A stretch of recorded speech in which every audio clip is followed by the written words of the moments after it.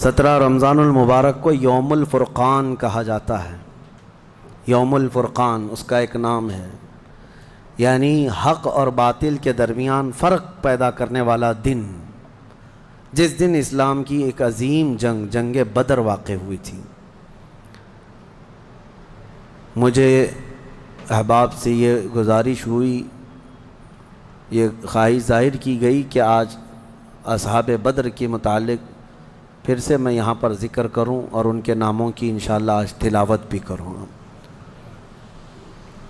اس کی وجہ یہ ہے کہ ہمیں یہ ضروری ہے کہ ہمارے بچوں میں یہ عظیم تاریخوں کو منتقل کرتے رہیں۔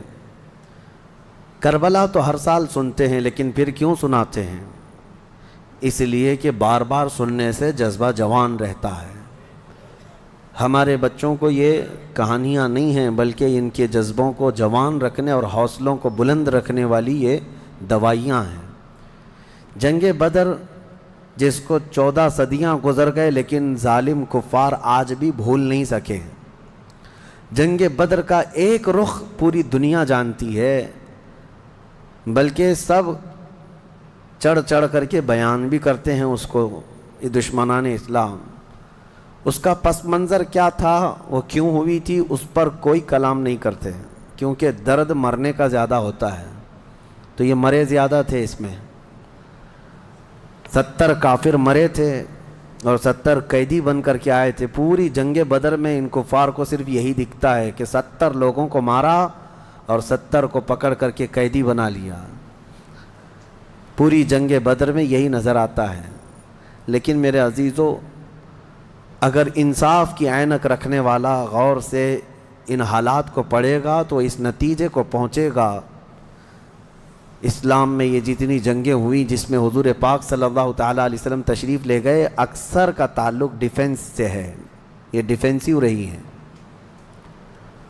اب میں آپ کو ایک چیز بتاتا ہوں، کیونکہ جنگ بدر کے احوال بتانے سے پہلے اس کا پس منظر بتانا ضروری ہے کہ کیوں ہوئی۔ اچھا، یہ بھی میں آپ کو کلیئر بتا دوں کہ یہ پہلی جنگ نہیں ہے، جیسے کہ مشہور ہے نا جنگ بدر، اس سے پہلے بھی چھوٹی چھوٹی جنگیں ہوئی ہیں، لیکن جو بڑی جنگ جس میں مقابلہ ہوا اور جس میں اللہ نے روشن فتح عطا کی، وہ بدر کی جنگ ہے، 17 رمضان المبارک 2 ہجری کو۔ انشاءاللہ میں سیرت کے درس میں عرض کروں گا، جنگ بدر سے پہلے بھی 6 جنگیں ہوئی ہیں تقریباً، جس میں کچھ صحابہ گئے تھے، کچھ میں حضور بھی گئے تھے، کچھ میں ہلکی پھلکی مڑبھیڑ ہوئی اور کسی میں جنگ نہیں ہوئی، لیکن جو بڑی یعنی صف آرا ہو کر جنگ ہوئی تھی وہ جنگ بدر، یہی 17 رمضان المبارک والی، یہ پہلی ہے۔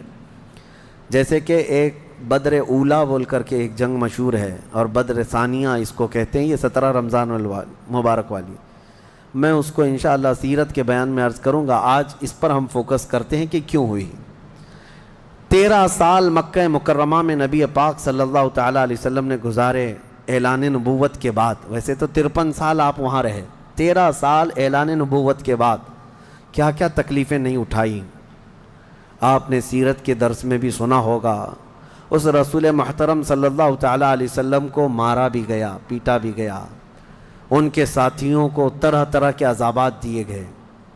تاریخ آج محفوظ ہے، لیکن ظالموں کو یہ نظر نہیں آتا آتنک کون پھیلایا ہوا تھا۔ یہی کفار تھے، یہ مشرکین تھے، یہ دہشت گرد تھے۔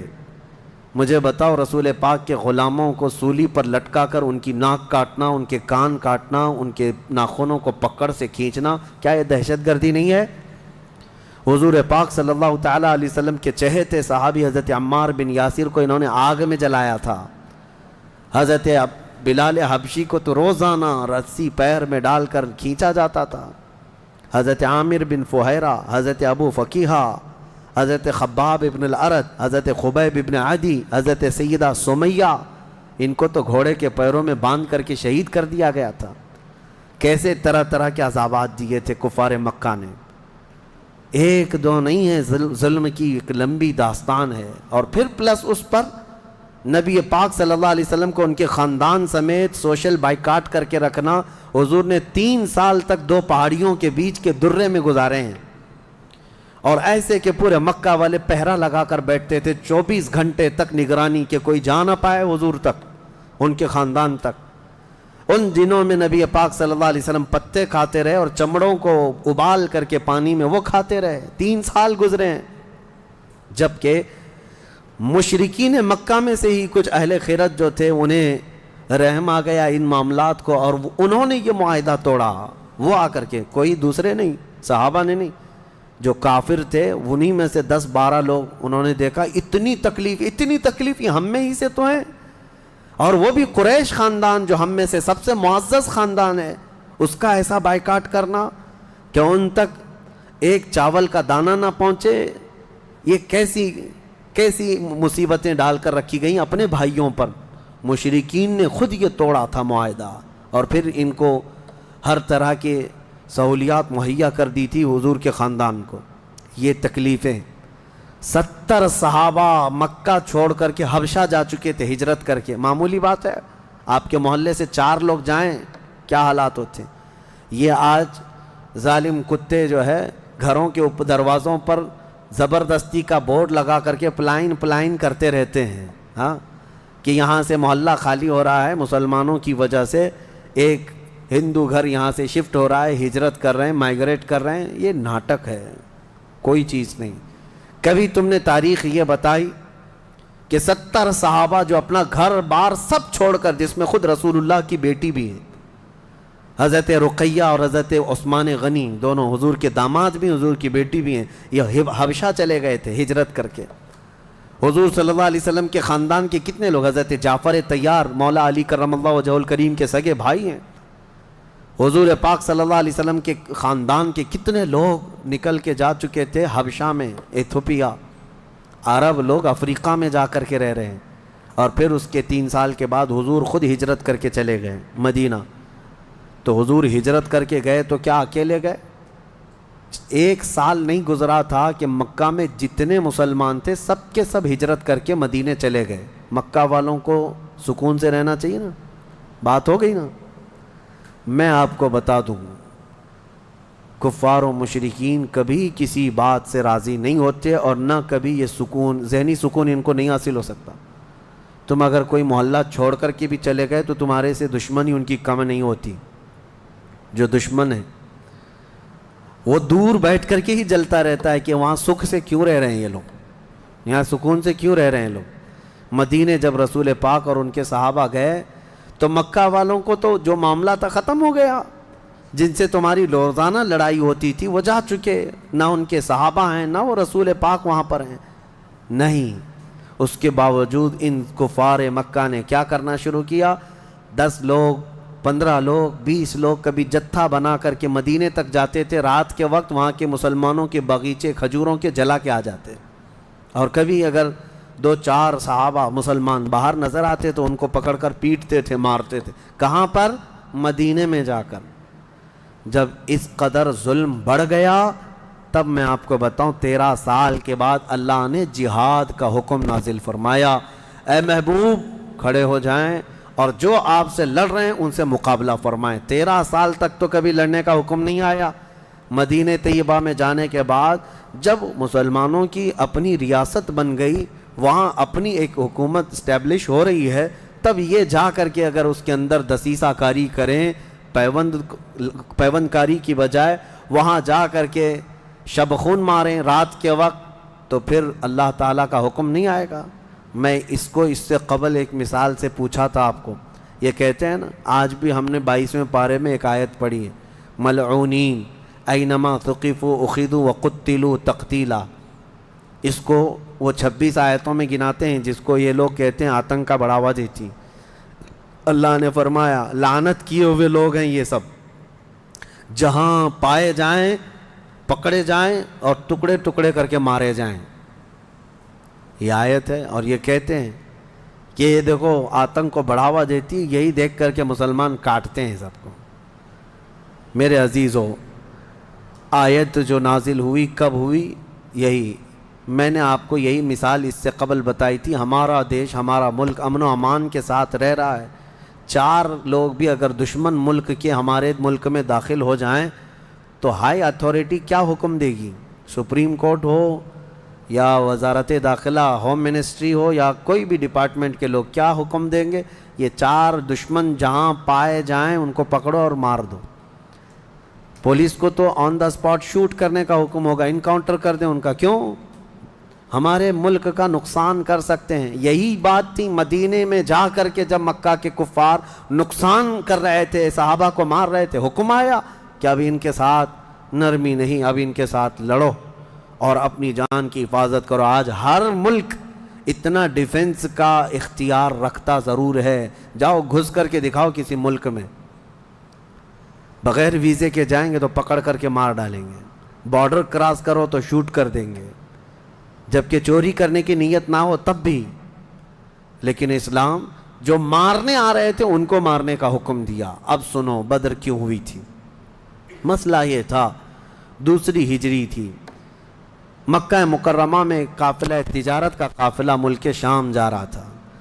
اچھا، اب شام کا جو لوکیشن ہے وہ مدینے کے پاس سے ہو کر گزرتا ہے، راستہ ایک شاہراہ ہے، یعنی جس کو کہتے ہیں ہائی وے، سب سے بڑا انٹرنیشنل ہائی وے اس زمانے کا، وہ مدینے کے پاس سے گزرتا تھا۔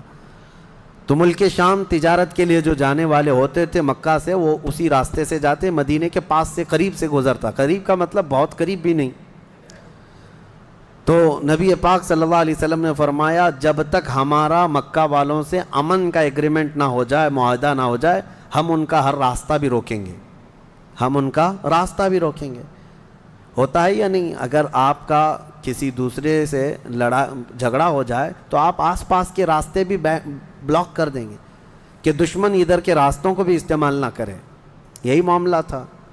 حاج جو ہے دنیا کو میں بتاؤں، یہ راستہ روکنے والی بات کو بھی میں بتاتا ہوں۔ کہتے ہیں کہ مکہ والے تجارت کے لیے ملک شام جا رہے تھے تو ان کا راستہ روکنے کا کیا حق تھا؟ مدینے والوں کو کیا حق تھا؟ آج مجھے بتاؤ، جس ملک سے تمہاری دشمنی ہو جائے کیا وہ اپنا فلائی زون تمہیں یوز کرنے دے گا؟ تمہارا پلین بھی اڑ کے جا سکے گا اس ملک کے اوپر سے؟ سعودی نے تو ابھی بین کر رکھا تھا قطر کو، اس کا نہ پلین اترتا، نہ ہی ہوائی اسپیس استعمال کر سکتا تھا۔ قطر جو ہے کوئی چیز استعمال نہیں کر سکتے۔ ان کی آپسی دشمنی میں جب یہ راستے بند کر سکتے ہیں، آپسی دشمنی تھی، یہ کون سی اسلام اور کفر کی دشمنی؟ اسی طرح سے ایران پر جو پابندیاں ہیں، ایران کا ایک جہاز جس سے اس کے سفارتی تعلقات نہیں، کیا وہ اسرائیل کے اوپر سے اڑ سکتا ہے؟ نہیں اڑ سکتا۔ راستے تو آج بھی ان لوگوں نے بند کر رکھے ہیں، ایک دوسرے کی تجارت کے، ٹریڈنگ پابندیاں آج بھی چلتی ہیں۔ 1400 سال پہلے جب نبی پاک صلی اللہ علیہ وسلم نے صرف ان کا راستہ روکنے کی بات کی تو آج یہ پوری دنیا کے جو ماڈرن اپنے آپ کو کہتے ہیں اور بہت زیادہ ویل ایجوکیٹڈ سمجھتے ہیں، ان کے پیٹ میں درد ہونے لگتا ہے کہ یہ کیسا راستہ روکنے والا کیا سسٹم تھا۔ راستہ روکنے والا وہی سسٹم تھا جو آج تمہارا باپ روکتا ہے، امریکہ۔ جس طرح سے لوگوں کے اوپر تجارت کی پابندیاں لگاتا ہے، جس طرح سے ہائی ڈیوٹی کسٹم لگا کر کے لوگوں کی اکنامک کو گراتا ہے، یہ تو وہی سسٹم ہے نا۔ لیکن نبی پاک صلی اللہ علیہ وسلم نے ایسا نہیں کیا تھا۔ صحابہ کرام کو مدینے سے کہا کہ دیکھو اگر ان کا قافلہ تجارت کا شام جا رہا ہے تو ہم جائیں گے، راستہ روکیں گے۔ حضور اپنے صحابہ کو لے کر نکل پڑے۔ یہ 17 رمضان جنگ بدر کی بات نہیں کر رہا ہوں، اس سے پہلے کی بات کر رہا ہوں، 6 مہینے پہلے حضور گئے، چند مہینے پہلے یا چند دن پہلے، ایگزیکٹ نہیں کہہ رہا ہوں۔ تو ابو سفیان قافلہ تجارت کا جو لے کر جا رہا تھا وہ سپہ سالار یا امیر قافلہ تھا، اس کو خبر ہو گئی کہ نبی پاک صلی اللہ تعالیٰ علیہ وسلم اپنے صحابہ کے ساتھ میرا راستہ روکنے آئے ہیں، تو راستہ کاٹ لیا اور ملک شام دوسرے راستے سے پہنچ گیا۔ حضور پاک صلی اللہ علیہ وسلم کو نہیں ملا، حضور واپس مدینے آ گئے۔ کئی دن گزرے، ملک شام میں اس نے تجارت کی، خوب نفع کمایا اور واپس مکہ تو جانا تھا۔ تو مکہ جب جانے لگا تو پھر میرے آقا کو خبر آئی، نبی پاک صلی اللہ علیہ وسلم نے پھر صحابہ سے کہا کہ چلو پھر سے اس کا راستہ روکتے ہیں۔ پھر گئے، لیکن اس بار ابو سفیان پھر خبر پا کر کے دوسرے راستے سے چلا گیا مکہ۔ لیکن مکہ پہلے ہی ابو سفیان نے قاصد بھیج دیا تھا، کہا تھا کہ محمد اور ان کے ساتھی تمہاری تجارت کو لوٹ لیں گے، ختم کر ڈالیں گے، قافلہ تمہارے ہاتھ نہیں آئے گا، تم ہماری مدد کے لیے آؤ۔ یہ قاصد مکہ جیسے ہی پہنچا وہاں کھلبلی مچ گئی، سب جمع ہو گئے جتنے خاندان تھے کہ ہمارا بھی مال ہے، ہمارا بھی مال ہے۔ اور ابو جہل تو بھڑکا رہا تھا، خوب بھڑکا رہا تھا، سب کو جمع کر لیا۔ لیکن اتفاق ایسا کہ وہ مکہ والوں کے نکلنے سے پہلے پہلے ابو سفیان اپنی تجارت کا قافلہ صحیح سلامت مکہ لے کر پہنچ گئے، بات ختم ہو گئی، تجارت کا قافلہ آ گیا۔ جو سمجھ بوجھ والے تھے انہوں نے خیر منائی، کہا کہ چلو ہمارا مال پہنچ گیا، اب ضرورت نہیں جانے کی۔ لیکن ابو جہل کسی بات پر خاموش نہیں تھا، کہا کہ نہیں، ہم محمد اور ان کے ساتھیوں کو مزہ چکھائیں گے کہ انہوں نے روکنے کی کوشش کیوں کی۔ اگر آج ہم ان کا مقابلہ نہیں کریں گے تو آگے ہماری تجارت کے لیے بڑے مسئلے پیدا ہو جائیں گے۔ اور اس کے بعد سب کو بھڑکاتا رہا، کتنے بہت سارے چھوڑ کر چلے گئے، لیکن پھر بھی ابو جہل کے بہکاوے میں جتنے آئے وہ 1000 کی تعداد میں تھے، اور وہ لوگ پورے ہتھیار سے لیس ہو کر ساز و سامان سب لے کر کے نکل پڑے مدینے آنے کے لیے، کہ مدینے جا کر کے ان کا سب اینٹ سے اینٹ بجا کر کے آئیں گے۔ اب نبی پاک صلی اللہ علیہ وسلم راستے میں نہیں تھے، 2 بار گئے اور واپس آئے، قافلہ روکنے کے لیے واپس آئے۔ لیکن جیسی حضور کو یہ خبر ہو گئی کہ وہ لوگ مدینے پر حملہ کرنے کے لیے نکل رہے ہیں، اصل وجہ سن لیجئے بدر کی اصل وجہ، جب وہ لوگ 1000 کی تعداد میں مکہ سے نکل چکے تھے اور میرے آقا کو یہ خبر مل گئی، مخبر نے آ کر بتایا کہ جنگ کی تیاری سے مدینے کے اوپر حملہ آور ہونے کے لیے نکلے ہیں مکہ کے لوگ۔ اب نبی پاک صلی اللہ علیہ وسلم نے صحابہ سے فرمایا کہ ان کو مدینے پہنچنے مت دینا، اگر مدینے آ گئے تو مدینے کو توڑ پھوڑ کریں گے، شہر میں داخل ہوں گے، جنگ ہوگی تو کچھ نہ کچھ گھر ٹوٹیں گے، کسی کی آبادی اجڑے گی، کچھ نہ کچھ نقصان ہوگا، لہذا ہم خود مدینے سے باہر نکلتے ہیں۔ نبی پاک صلی اللہ علیہ وسلم اب اس ارادے سے اپنے صحابہ سمیت باہر نکلے۔ اس میں تعداد مختلف روایات کے مطابق 313، 314، 315، 319 اور ایک میں 360 اصحاب بدر کی تعداد پہ الگ الگ روایات ہیں۔ 313 صحابہ کی روایت بہت سارے محدثین نے روایت کی ہے، اور 360 کی بھی روایت ہے، 360 لوگ بھی تھے۔ بہرحال وہ اس طور پر کہ بچے دوسرے لوگ سب ملا کر کے کسی نے شمار کیا، اور کسی نے صرف خالص جنگ کرنے والوں کو شمار کیا۔ اس میں سارے بڑے بڑے اجلہ صحابہ ہیں، سیدنا ابو بکر صدیق، سیدنا عمر فاروق، سیدنا حیدر کرار، علی مرتضیٰ رضی اللہ تعالیٰ عنہ، دیگر اصحاب۔ ہاں، حضرت عثمان غنی رضی اللہ تعالیٰ عنہ اس میں شامل نہیں تھے۔ اس کی وجہ یہ تھی کہ حضور صلی اللہ علیہ وسلم کی بیٹی حضرت رقیہ بیمار تھیں، مدینے میں تھی۔ نبی پاک صلی اللہ تعالیٰ علیہ وسلم نے حضرت عثمان سے کہا کہ تم اپنی اہلیہ میری بیٹی کی تیمارداری میں رہو، تمہیں بدر میں شریک ہونے کا برابر ثواب دیا جائے گا۔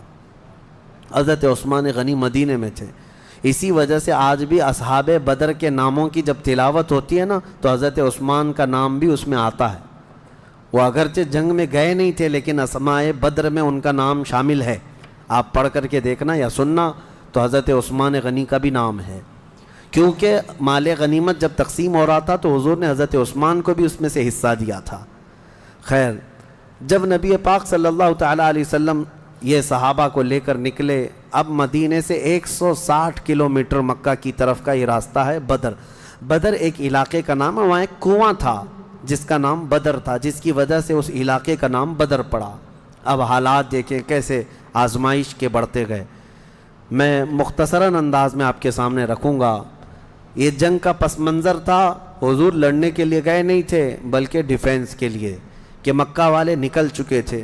اب مکہ والے آ کر جس جگہ پڑاؤ کیے وہ بھی بدر تھا، وہاں کنواں تھا، پانی تھا، اس کے لیے وہاں پر ان لوگوں نے بھی قیام کیا۔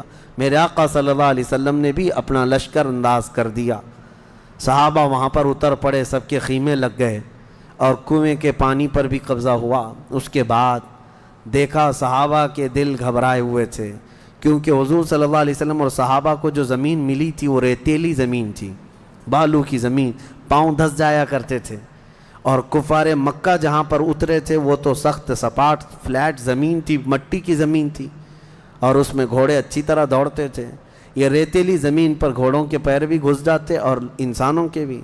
اچھا، یہ بات بھی میں بتا دوں، کل تعداد صحابہ اکرام رضوانُاللہ تعالیٰ علیہم اجمعین کے ساتھ 313 صحابہ میں صرف 4 گھوڑے تھے.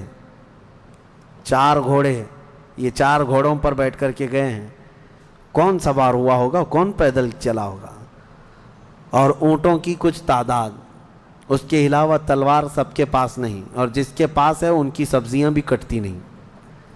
ان حالات میں تو وہ گئے تھے.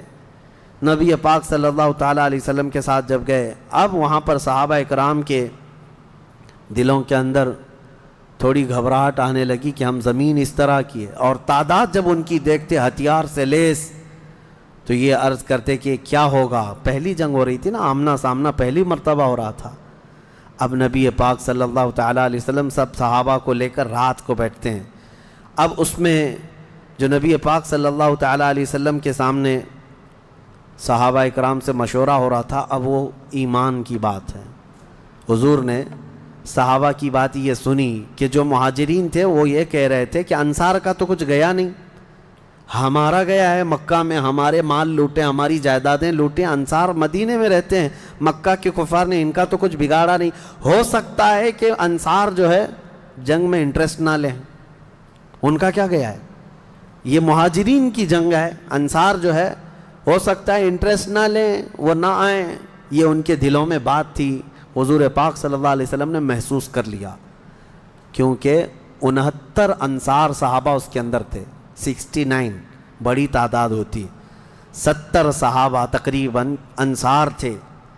اب دلوں میں جب یہ بات آئی مہاجرین کے کہ پتہ نہیں ہے لڑیں گے کہ نہیں لڑیں گے, کیونکہ ان کا تو کچھ گیا نہیں ہے نا. جیسے آج لوگ کہتے ہیں میرا تھوڑی نا اس سے کوئی مسئلہ ہے. تو پھر نبی پاک صلی اللہ علیہ وسلم نے رات کے وقت انصار صحابہ کو پہلے بلایا. سب بیٹھے ہوئے تھے, مشورہ کرنا تھا. سید الانصار حضرت سعد ابن معاذ رضی اللہ تعالیٰ عنہ انصار کے سردار تھے. بلایا اور پوچھا کہ تمہارا کیا مشورہ ہے, آپ کا کیا مشورہ ہے جنگ کے سلسلے میں. سنو, حضور پاک صلی اللہ تعالیٰ علیہ وسلم کی بارگاہ میں حضرت سعد بن معاذ سب سے پہلا جواب کیا دیتے ہیں؟ کہتے ہیں یا رسول اللہ صلی اللہ علیہ وسلم, پورے انصار کی طرف سے تو میں ترجمانی کرنے کے لیے کھڑا ہوں, لیکن میرے آقا کیا ہم بھی کوئی پوچھے جانے کی چیز ہیں؟ آپ کے سلسلے میں ہم بھی کوئی پوچھے جانے کی چیز ہیں؟ اور حضرت سعد ابن معاذ کہتے ہیں قسم رب ذوالجلال کی, مدینے سے برق الغماد یمن تک بھی آپ جائیں, انصار کا ہر بچہ آپ کے قدموں کے ساتھ ہوگا. آپ تو صرف بدر تک آئے یا رسول اللہ, اگر ہمیں پیدل یمن تک بھی لے جاتے ہم آپ کے پیچھے جاتے. ان کے الفاظ میں سناؤں, ایمان تازہ ہو جاتا ہے. حضرت سعد ابن معاذ رضی اللہ تعالیٰ عنہ فرماتے ہیں یا رسول اللہ صلی اللہ علیہ وسلم, آج میں سارے انصار صحابہ کی طرف سے ترجمانی کرتے ہوئے, جس کو کہتے ہیں ریپریزنٹیٹیو, میں کھڑا ہوں, عرض کرتا ہوں میرے آقا اگر کسی کے ذہن میں یہ بات ہے تو وہ نکال دے کہ ہم صرف اپنے وطن میں رسول اللہ کی مدد کرتے ہیں, بلکہ اللہ کے نبی صلی اللہ تعالیٰ علیہ وسلم جس کونے میں جائیں گے انصار کو وہاں حضور پائیں گے. اب حضور کی بارگاہ میں عرض کرتے ہیں آقا آپ کو کل اختیار ہے, آپ کو کل اختیار ہے. اب سنو حضرت سعد ابن معاذ کے یہ بدر کے میدان سے ایک دن پہلے کے الفاظ ہیں, ایک دن پہلے کے الفاظ ہیں. یا رسول اللہ صلی اللہ علیہ وسلم آپ کو کل اختیار ہے, جس کا رشتہ ملانا ہے ملا دیجیے آپ, اور جس کو توڑنا ہے آج ہی آپ فرما دیں, ہم ہمیشہ آخری سانس تک کے لیے توڑ دیں گے. اگر آپ فرما دیں کہ اس کی بیوی اس کے لیے حلال نہیں, اس کا بیٹا نہیں, یا رسول اللہ آخری سانس تک ہم اس سے رشتہ توڑ دیں گے. یہ بدر میں جانے سے پہلے حضرت سعد ابن معاذ کہتے ہیں جس کا رشتہ آپ ملانا چاہیں میرے آقا ملا دیں, اور جس کا ختم کرنا چاہتے ہیں توڑ دیں, اور جس کو موجودہ حالات میں رکھنا چاہتے ہیں میرے آقا پسند فرما لیں, اور ہمارے مال آپ کے لیے حاضر ہیں یا رسول اللہ, اور ہمارے جس قدر منشا ہو قبول فرمائیں. ہاں حضرت سعد ابن معاذ کہتے ہیں ہمارے پاس جو کچھ بھی ہے یا رسول اللہ یہ ہمارا مال حاضر ہے. اب یہ دیکھو ادب کے الفاظ, حاضر ہے یا رسول اللہ, جتنا آپ کو چاہیے ہمارا پورا مال قبول کر لیں اور جتنا چاہے چھوڑ دیں, اور قسم رب ذوالجلال کی جو آپ نے چھوڑ دیا وہ دنیا کی سب سے بری چیز ہے ہمارے لیے، جو آپ نے قبول کیا وہ ہمارے لیے سب سے عمدہ چیز ہے۔ یہ بدر کے میدان میں حضرت سعد ابن معاذ رضی اللہ تعالیٰ عنہ کی تقریر چل رہی ہے، اور اس کے بعد حضور پاک صلی اللہ تعالیٰ علیہ وسلم کی بارگاہ میں یہ کہتے ہیں، یا رسول اللہ، قسم اس رب ذوالجلال کی جس نے آپ کو سچی نبوت کے ساتھ بھیجا، اللہ کی قسم اگر آپ ہمیں حکم دیں سمندر کو چیر کر نکل جانا ہے، رب ذوالجلال کی قسم یا رسول اللہ، انصار کا ہر بچہ سمندر میں کود پڑے گا۔ یہ بدر سے پہلے کی تقریر۔ اب ان کی تقریر سن کر حضور بڑے خوش ہوئے۔ میرے آقا صلی اللہ تعالیٰ علیہ وسلم نہایت ہی خوشی کا اظہار فرماتے ہیں، اور اس کے بعد پھر حضرت مقداد بن اسود ایک صحابی ہیں، کھڑے ہوتے ہیں، پوچھا یا رسول اللہ صلی اللہ علیہ وسلم، آپ صحابہ سے مشورہ لے رہے ہیں کس بات کا؟ کہا جنگ ہونا چاہیے نہیں ہونا چاہیے؟ حضرت مقداد بن اسود کہتے ہیں یا رسول اللہ، ہم بنی اسرائیل نہیں ہیں جنہوں نے موسیٰ علیہ السلام سے کہا تھا اے موسیٰ آپ اور آپ کا خدا جائیے قوم جبارین سے لڑیے، ہم یہاں بیٹھ کے دیکھیں گے۔ نہیں یا رسول اللہ، ہم امت محمدیہ ہیں، جہاں میرے آقا کا پسینہ گرے گا ہم سب کا خون کا قطرہ وہاں گرے گا، جب تک ہمارے جسم میں آخری قطرہ بھی خون کا باقی ہے ہم میں سے کوئی پلٹنے کا تصور بھی نہیں کرتا۔ یہ رسول پاک صلی اللہ علیہ وسلم کے چہیتے صحابہ کی تقریریں تھیں، سب کے جذبے جوان تھے، کوئی لوٹنا نہیں چاہتا، کوئی پلٹنا نہیں چاہتا۔ اب صحابہ کو باہر کر کے حضور خیمے میں چلے گئے۔ اب سنو، حضور پاک صلی اللہ تعالیٰ علیہ وسلم جیسی ہی خیمے میں گئے جہاں آج مسجد عریش بنی ہے، اس کو عریش کہا جاتا حضور کے خیمے کو۔ حضور سجدے میں گر گئے۔ سجدے میں گرنے کے بعد نبی پاک صلی اللہ تعالیٰ علیہ وسلم اتنا گریہ وزاری کر رہے تھے، اتنا رو رہے تھے سجدے میں حضور پاک صلی اللہ علیہ وسلم، اور جو صحابی ان کی خدمت میں کھڑے تھے وہ کہتے ہیں نبی پاک صلی اللہ تعالیٰ علیہ وسلم کی الفاظ میں سن رہا تھا، ابتحالات کو عرض یوں کر رہے تھے، اے اللہ، ایک چھوٹی سی فوج، ایک چھوٹی سی جماعت تیرے دین کی نصرت کے لیے میدان میں اتری ہے، اے اللہ اگر اس جماعت کی تو کل مدد نہ کرے گا تو قیامت تک اس روئے زمین پر کوئی سجدہ کرنے والا نہیں آئے گا، اے اللہ قیامت تک کوئی تیری عبادت نہیں کر سکے گا۔ یہ محبوبانہ انداز ہے میرے آقا کا، یہ کوئی دھمکی نہیں ہے اللہ کو، رب تعالیٰ کی بارگاہ میں گڑ گڑانا کہ مولا اگر ان کی مدد نہیں کرے گا تو پھر کون تیری عبادت کرے گا۔ اور اس کے بعد اچانک حضور صلی اللہ علیہ وسلم اٹھے سجدے سے، پیشانی چمک رہی تھی اور حضور مسکرا رہے تھے۔ دو صحابہ کھڑے تھے، کہا یا رسول اللہ صلی اللہ علیہ وسلم، آپ اتنی گریہ وزاری کرتے کرتے بھی مسکرانے لگے۔ کہا میرے رب نے میری ڈھارس بندھا دی، مبارک ہو، بشارت ہو، میں نے ابھی ابھی جبرائیل کو جنگی لباس پہن کر اترتے دیکھا ہے، جبرائیل امین آ گئے ہیں۔ وہ صحابہ دوڑے دوڑے گئے، باہر جا کر کہے مبارک ہو اللہ کے نبی کو مدد آ گئی ہے۔ ابھی رات کا حصہ گزرا نہیں تھا کہ بارش برسنے لگ گئی۔ میرے آقا نے فرمایا میرے صحابہ اللہ کی دوسری مدد آ گئی۔ صحابہ نے پوچھا یہ کیسے؟ کہا جاؤ میدان میں دیکھو، ریت کی زمین پر بارش ہوئی تھی تو ریت پوری جمع ہو گئی، مضبوط ہو گئی، اور کافروں کی زمین پر بارش برسی تو کیچڑ ہو گیا، ان کے پیر پھسلنے لگ گئے، ان کے گھوڑے بدکنے لگ گئے، اور صحابہ کے پیر ریت میں بالکل مضبوط جم کر رہ گئے۔ حضور نے فرمایا بارش بھی اللہ نے تمہاری مدد کے لیے نازل فرمائے۔ صبح اٹھتے ہیں، صبح ہوتی، حضور اکرم نہیں رات کے وقت ہی، ابھی رات کا وقت ہے، صحابہ کے دل کی تسلی کے لیے میرے آقا اپنے ہاتھ میں ایک چھڑی لے کر جاتے ہیں میدان میں، صحابہ پیچھے پیچھے ہیں، لکیر کھینچا، حضور نے فرمایا کل یہاں ابو جہل گر کے مرے گا، دوسری لکیر کھینچا اور کہا یہاں عتبہ مرے گا، تیسری لکیر کھینچ کر کہا یہاں شیبہ مرے گا۔ یہ بڑے بڑے پہلوانوں کے نام حضور گنا رہے تھے، صحابہ دل ہی دل میں خوش ہو رہے تھے، ان کا یقین کامل اتنا تھا نبی نے جو فرما دیا وہ ہو کر رہے گا۔ رات کے وقت ہی صحابہ کو یہ معلوم تھا ان کفار کے کتنے وکٹ گرنے والے ہیں، کتنے پہلوان زمین بوس ہونے والے ہیں، کتنے موت کی گھاٹ پہنچنے والے ہیں، صحابہ کو یہ معلوم ہو گیا تھا اور دل چوڑے تھے، سینے کشادہ تھے۔ صبح ہوتی ہے، نبی پاک صلی اللہ تعالیٰ علیہ وسلم ابھی اپنے خیمے میں تھے، عریش میں، میدان بدر کے خیمے میں تھے۔ ایک صحابی دوڑتے ہوئے آتے ہیں، آ کر کے بارگاہ مصطفیٰ میں عرض کرتے ہیں یا رسول اللہ صلی اللہ علیہ وسلم ہماری تعداد بڑھ گئی، ہماری تعداد بڑھ گئی۔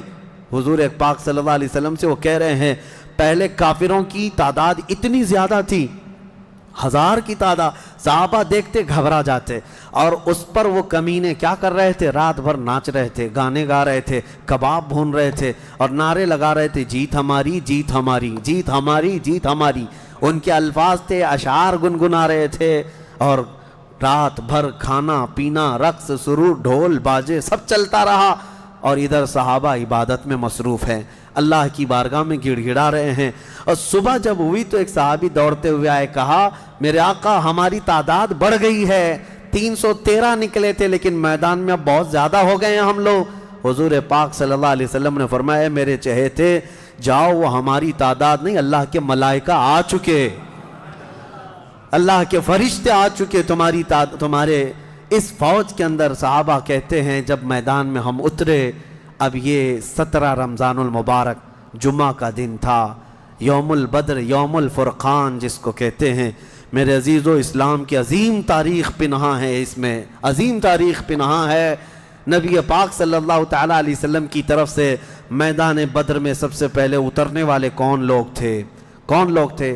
سب سے پہلے نبی پاک صلی اللہ تعالیٰ علیہ وسلم کی طرف سے حضرت امیر حمزہ رضی اللہ تعالیٰ عنہ، دوسرے حضرت ابو عبیدہ بن جراح، تیسرے حیدر کرار شیر خدا علی مرتضیٰ رضی اللہ تعالیٰ عنہ۔ یہ تینوں حضرات اترے، اور ان کے مقابل میں جو کفار آئے تھے وہ اپنے اپنے وقت کے بڑے بڑے پہلوان تھے، بڑے بڑے پہلوانوں کو انہوں نے اتارا تھا میدان بدر میں۔ اور جب مقابلہ ہوا تو سب سے پہلا وار حضرت امیر حمزہ کا سامنے والے پر پڑا، وہ گاجر کی طرح کٹ کر گر گیا ایک ہی وار میں۔ حضرت ابو عبیدہ بن جراح زخمی ہوئے، سامنے والے سے تھوڑے زخمی ہوئے، پھر حضرت حمزہ نے وہ بھی محاذ سنبھالا اور ان کے مقابل کو بھی مار کر گرایا۔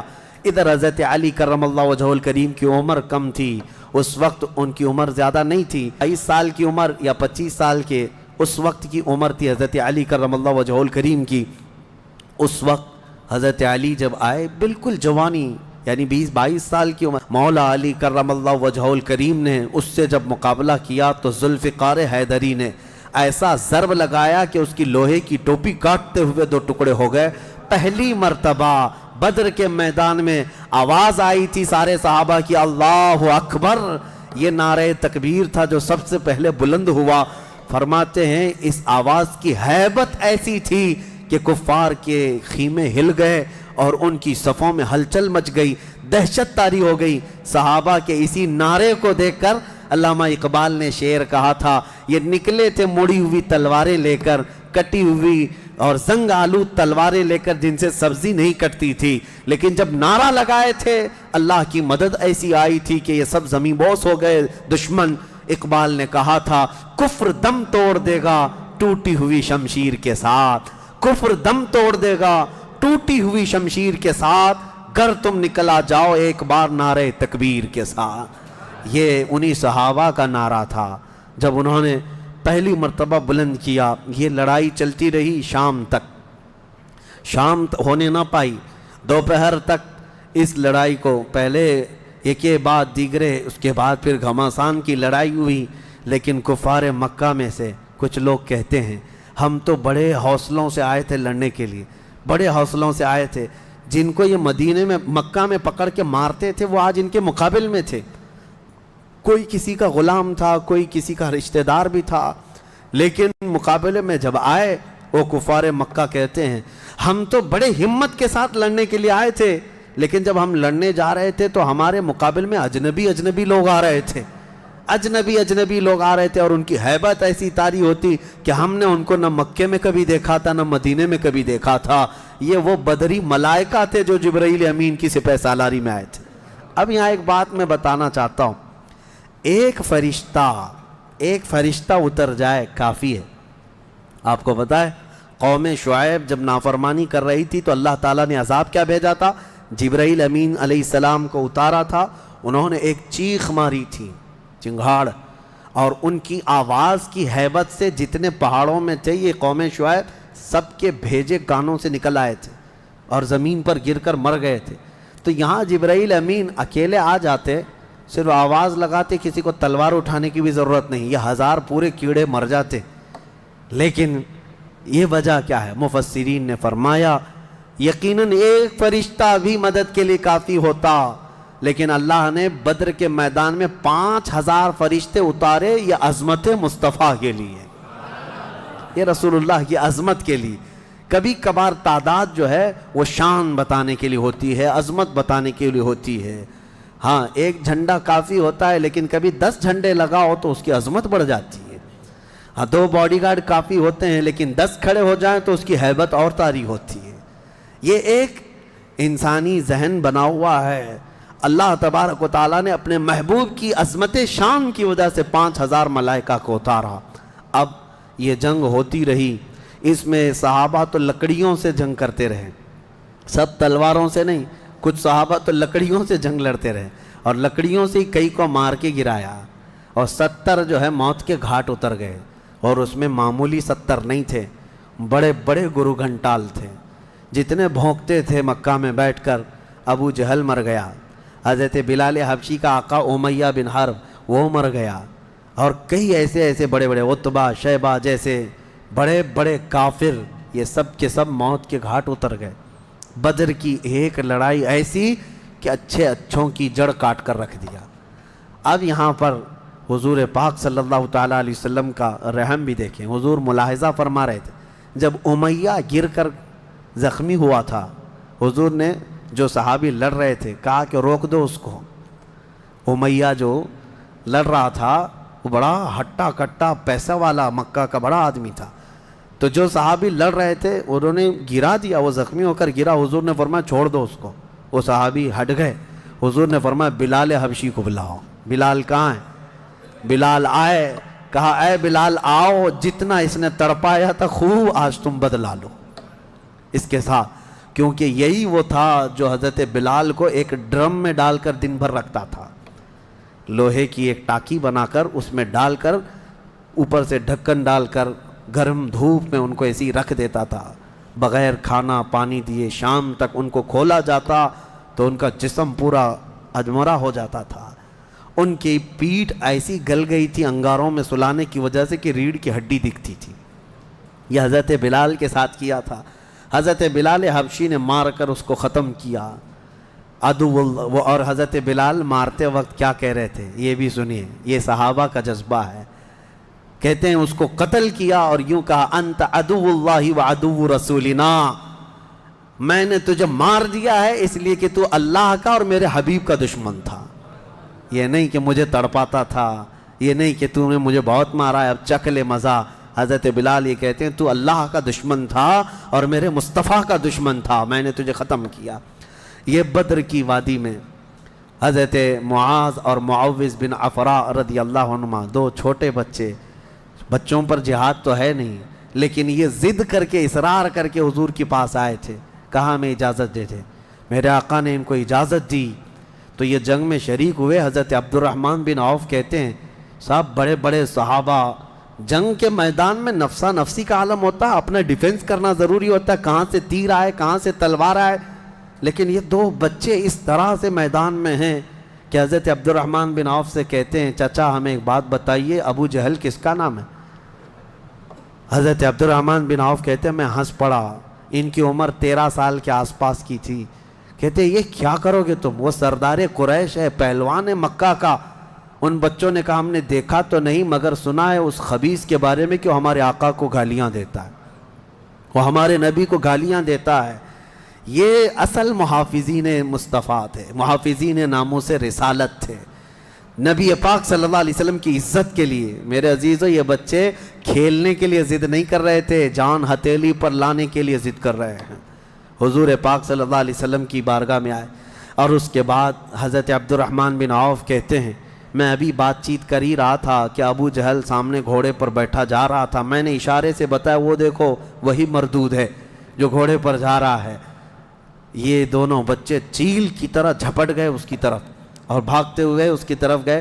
ابو جہل کو یہ ایکسپیکٹیشن ہی نہیں تھا، یہ امید ہی نہیں تھی کہ اس کے مقابل میں کبھی کوئی بچہ آ سکتا ہے۔ غرور و تکبر میں ہمیشہ وہ سوچتا تھا بڑے بڑوں سے ہی لڑنا ہے ہم کو، اور دیکھا تو چھوٹے بچے آئے، ایک بچے نے گھوڑے کی ٹانگ پر تلوار ماری، ابو جہل نیچے گر گیا، گھوڑا بھی گرا وہ بھی گرا، اور جیسے ہی گرا دونوں اس کے سینے پر چڑھ کر بیٹھ گئے، سینے پر چڑھ کر بیٹھ گئے اور گردن پر تلوار رکھی۔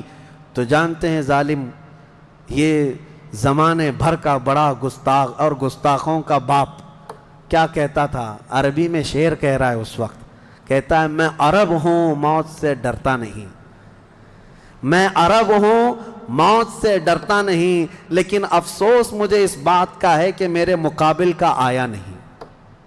اس کو افسوس یہ ہے کہ مجھے کوئی پہلوان نے مارا نہیں، مجھے چھوٹے بچے مار رہے ہیں۔ اور بعض لوگوں نے کہا کہ اس کی یہ خواہش تھی، کہا کاٹنا ہے تو گردن تھوڑا نیچے سے کاٹو، کیونکہ سب کٹے ہوئے گردنیں رکھی جائیں تو میری گردن تھوڑی اونچی دکھے۔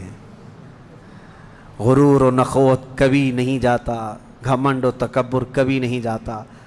ان بچوں نے ختم تو کر دیا ابو جہل کو، اور مشہور ہے کیا ہی بہترین کہا، ہم جیسے لاکھوں کروڑوں کی جوانیاں ان بچوں کے قدموں پر قربان، ہم ان کے ناخنوں تک بھی نہیں پہنچ سکتے جنہوں نے دفاع کیا ہے، ڈیفنس کیا ہے میرے مصطفیٰ کی عزت کا۔ اوروں نے کافروں کو مارا ہوگا، ان بچوں نے تو پورے کفر کو مارا ہے۔ اوروں نے جاہلوں کو مارا تو انہوں نے ابو جہل کو مارا ہے، جہالت کے باپ کو مارا ہے۔ اسی جنگ میں شہزادے حضرت معاذ کا مونڈھا کسی کافر نے مار کر کے ختم کر دیا، تلوار سے کندھے کو مار دیا، لیکن جذبہ ختم نہیں ہوا۔ اس بچے نے دوسرے ہاتھ میں تلوار لی اور لڑنا شروع کیا، اور اپنے ہاتھ کو پیر میں دبا کر کھینچ کے نکال دیا۔ یہ زیادہ دیر تک نہیں، یہ دونوں شہزادے لڑتے رہے میدان بدر میں۔ شام سے پہلے پہلے دونوں بچے بھی شہید ہوئے، حضرت معاذ بھی شہیدوں میں ہیں، حضرت معوذ بھی شہیدوں میں ہیں۔ کس باپ کے یہ بیٹے تھے، کس گھر میں آنکھیں کھولی تھی انہوں نے، جہاں ماں کو قرآن کی تلاوت کرتے سنا، باپ کو محراب عبادت میں دیکھا، اور گٹھی میں ان کے پلایا ہوا تھا عظمت مصطفیٰ۔ سب سے پہلی چیز ہے میرے عزیزو، یہ جان دے چکے میدان میں نبی پاک صلی اللہ علیہ وسلم۔ شام کے وقت جنگ کا پانسا کیسے پلٹا، یہ صحابہ ایسے گھستے چلے گئے ان کے صفوں میں کہ وہ ہیبت سے بھاگنے پر مجبور ہو گئے۔ مکہ کے کفار جتنے بھی تھے سب کے سب اپنا ساز و سامان چھوڑ کر میدان سے بھاگنے لگ گئے۔ وہاں پر اپنے مویشی چھوڑا، اپنے بہت سارے چھوڑا، یہاں تک کہ 70 قیدی پکڑ میں آئے اور 70 مارے جا چکے تھے، 140، اور صحابہ میں 13 شہید تھے، ایک زخمی تھے۔ 13 شہید ہوئے، ایک زخمی تھے حضرت عبیدہ بن حارث، وہ بھی راستے میں جا کر شہید ہوئے۔ تو جنگ بدر کے ٹوٹل شہید 14 ہیں، باقی وہ 70 اور 140 پورے ٹوٹل یعنی قیدی ملا کر۔ شام کے وقت اب سنو میرے آقا صلی اللہ علیہ وسلم کا معجزہ۔ صحابہ کہتے ہیں حضور نکلے، میدان میں آئے، سب کافروں کی لاشیں ایک جگہ کھینچ کر لا کر گڑھے میں ڈال دی گئیں، لیکن لاشیں دیکھنے کے لیے حضور میدان میں جا رہے تھے۔ صحابہ کہتے ہیں قسم خدا کی ہم نے دیکھا حضور نے جس کے لیے جو دائرہ کھینچا تھا وہ کافر وہیں گر کے مرا تھا، ایک بال بھی باہر نہیں تھا۔ حضور نے جس کے لیے لکیر کھینچا تھا وہ کافر اسی میں گر کر مرا ہوا تھا۔ حضور نے جو نشان بنایا تھا ابو جہل وہیں مرا ہوا تھا، عتبہ وہیں مرا ہوا تھا، شیبہ وہیں مرا ہوا تھا۔ آج کے منافقین کے لیے بھی یہ درس ہے، یہ دیکھیں جنگ بدر کی تاریخ کو، نبی پاک صلی اللہ علیہ وسلم ایک دن پہلے یہ بتا رہے ہیں کہ کون کہاں مرے گا، اور یہ ابھی تک اس بحث میں ہے کہ پیٹ پیچھے کا علم نہیں، دیوار پیچھے کا علم نہیں، یا اپنے جیسا نبی کو بھی قیاس کرتے ہیں۔ اللہ ہدایت عطا فرمائے۔ اب شام کے وقت سارے وہ لاشوں کو لا کر ایک گڑھے میں جمع کر دیا، اور جو مسلمان صحابہ تھے ان کی لاشیں جمع کی گئیں اور ان کو عزت کے ساتھ احترام کے ساتھ اسی بدر کے میدان کے قریب دفن کر دیا گیا۔ اور کافروں کی لاشوں کے پاس کھڑے ہو کر حضور نے پھر ایک خطبہ دیا، خطبہ دے رہے تھے، اور اس میں حضور صلی اللہ علیہ وسلم یہ فرما رہے تھے، اے لوگو، ہمارے رب نے جو ہم سے وعدہ کیا تھا وہ پورا کر دکھایا اللہ نے۔ بتاؤ تمہارا خدا جو تم سے کوئی وعدہ کیا تھا کیا تم کو بھی پورا کر دیا؟ کیا تم نے موت کے بعد وہ چیز پا لی جس کے لیے تم لڑتے تھے؟ صحابہ پوچھنے لگے یا رسول اللہ صلی اللہ علیہ وسلم آپ یہ کس کو سنا رہے ہیں؟ یہ مرے ہوئے کفار کو؟ حضور نے فرمایا یہ تم سے بھی زیادہ سنتے ہیں، مرنے کے بعد وہ تم سے بھی زیادہ سنتے ہیں۔ اسی لیے حضور پاک صلی اللہ علیہ وسلم نے فرمایا کہ مردہ لوگوں کی باتیں تو چھوڑیں، چلنے والوں کے پیر کے چپل کے نیچے جو آواز آتی ہے وہ بھی مردہ سنتا ہے، اس کے کان بڑھ جاتے ہیں۔ اب مجھے بتاؤ میرے عزیزو، بدر میں مارے گئے ہوئے غلیظ قسم کے کافر جب باتیں سن سکتے ہیں تو اللہ کے اولیاء اپنی قبروں میں کیوں نہیں سنتے؟ انبیاء کرام اور اولیاء کرام اپنی قبروں میں نہیں سنتے؟ ہم جاتے ہیں اور اسی یقین کے ساتھ جاتے ہیں کہ وہ قبروں میں ہماری باتوں کو سنتے بھی ہیں، اور اللہ نے ان کو تصرف اور اختیار دیا ہو تو ہمارے حق میں اللہ کی بارگاہ میں سفارش بھی کرتے ہیں۔ یہ ہے جنگ بدر۔ اس کا خلاصہ یہی ہے کہ وہ اگرچہ 313 نہتے تھے لیکن یقین کامل تھا۔ اسی کو اقبال نے کہا ہے، یقین محکم عمل پہ ہم، جہاد محبت فاتح عالم، جہاد زندگانی میں ہیں یہ مردوں کی شمشیریں۔ کہ یہ وہ صحابہ تھے، ان کے بارے میں کہتے ہیں اللہ کے شیروں کو آتی نہیں روبائی، اللہ کے شیروں کو آتی نہیں روبائی۔ یہ لومڑی کی طرح نہیں رہتے بلکہ ان کا عزم حوصلہ بڑا جوان تھا، اور میدان میں اترے تھے تو نہ یہ تلواروں کے بھروسے آئے تھے نہ ہاتھی گھوڑوں کے بھروسے آئے تھے، بلکہ ان صحابہ کا صرف یقین یہ تھا اللہ ہمارے ساتھ ہے، رسول ہمارے ساتھ ہے۔ اے مومنوں، آج اس بدر کی تاریخ کے بعد میں آپ سے بھی یہی کہنا چاہوں گا، آج جتنے بھی ابو جہل ناچ رہے ہوں ان کو ناچنے دو اور پکار کر کہو ان اللہ معنا، بے شک اللہ ہمارے ساتھ ہے، بے شک اللہ ہمارے ساتھ ہے۔ آزمائش ہوگی، امتحان ہوگا، کچھ تو مریں گے کچھ تو کٹیں گے، لیکن غلبہ حق کا ہی ہوگا۔ حل الحق یعلو ولا یعلی علیہ، فرمایا گیا حق ہمیشہ بلند ہو کر رہے گا، اس کے اوپر کوئی غالب نہیں آئے گا۔ ہو سکتا ہے صدیوں تک اس کو کوئی پکڑ کر کے رکھے، حق کو گرفتار کر کے رکھے، لیکن کبھی بھی وہ اس طرح نیست و نابود نہیں کیا جائے گا۔ قیامت تک حق کو بلند ہونا ہے۔